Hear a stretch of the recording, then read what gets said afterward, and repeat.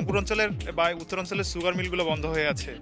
সবার আগে সেটি চালু করতে হবে। কৃষিভিত্তিক যে কলকারখানার কথা বলছি বা ইন্ডাস্ট্রির কথা বলছি, সেগুলো যেন চালু করে, তাতে এই অঞ্চলের মানুষকে আর ঢাকায় যেতে হবে না বা রংপুরের বাইরে গিয়ে আর কাজ করতে হবে না। আমরা সাধারণত বাংলাদেশের সাধারণ কৃষি খেটে খাওয়া কৃষক মানুষ।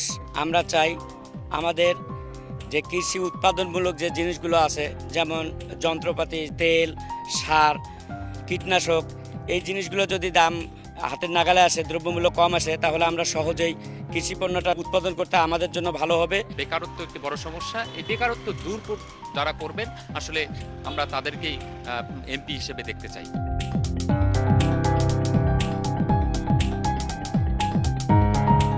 আমাদের রংপুরে একটা মেডিকেল হাসপাতাল, শুধু সেখানে 1000 শয্যা, বেডের সংকট।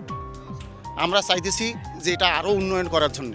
অবহেলিত রংপুরকে এগিয়ে নিয়ে যাওয়ার জন্য, নারীর পাশাপাশি পুরুষদের কর্মসংস্থানেরও বাস্তবায়নের জন্য আমরা চাইবো যে সেটি তারা যেন বাস্তবায়ন করে এবং পিছিয়ে পড়া রংপুর যেন অনেক দূরে এগিয়ে যায়। নির্বাচন যে আসন্ন, সেখানে আমরা চাইবো যে ব্যক্তিটা সবচেয়ে বেশি যোগ্য তিনিই আসুক এবং তিনি এসে আমাদের একটা ওয়েল ডেভেলপ করে যান।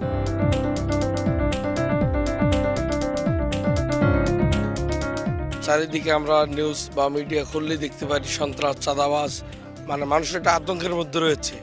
আমরা চাচ্ছি আমার একটা বাংলাদেশ বিনির্মাণ হোক, যার মাধ্যমে মানুষ শান্তিতে সব জায়গায় চলাফেরা করতে পারে। আগামীর বাংলাদেশ আমি চাই এরকম যে সন্ত্রাস মুক্ত, চাঁদাবাজ মুক্ত, টেন্ডার মুক্ত, হত্যাযোগ্য মুক্ত আমি বাংলাদেশ চাই। মাদককে অপছন্দ করে, মাদক বন্ধ করতে পারবে, মাদক মুক্ত সমাজ বিনির্মাণ করতে পারবে, তারাই জন্য আগামী নির্বাচনে জয়ী হয়, তাদের পক্ষে যেন জনগণ রায় দেয়। যে প্রজন্মের হাত ধরে বাংলাদেশ নতুন স্বাধীনতা পেয়েছে, গণ অভ্যুত্থান হয়েছে, তাদের একদম মনের আকাঙ্ক্ষা হচ্ছে সন্ত্রাস, মাদক এবং চাঁদাবাজ মুক্ত বাংলাদেশ হবে। তো এই জায়গা থেকে আমি একজন সচেতন নাগরিক হিসেবে অবশ্যই চাই যে বাংলাদেশ সন্ত্রাস, মাদক মুক্ত এবং চাঁদাবাজ মুক্ত একটা বাংলাদেশ হবে।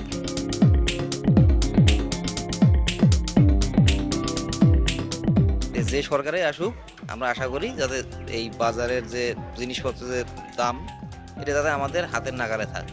এবং এইখানে যে আমাদের যে সরকার আসবে অথবা যে এমপি মন্ত্রী আসবে, তাদের কাছে আমরা যেন জবাব দিতে চাইতে পারি। এবং এই যে যারা এমপি প্রার্থী হন, তারা দেখা যায় যে এমপি হওয়ার পর বিদেশে গিয়ে থাকেন, ঢাকায় গিয়ে থাকেন, তাদের আমরা দেখা পাই না, বিভিন্ন প্রয়োজনে দেখা পাই না।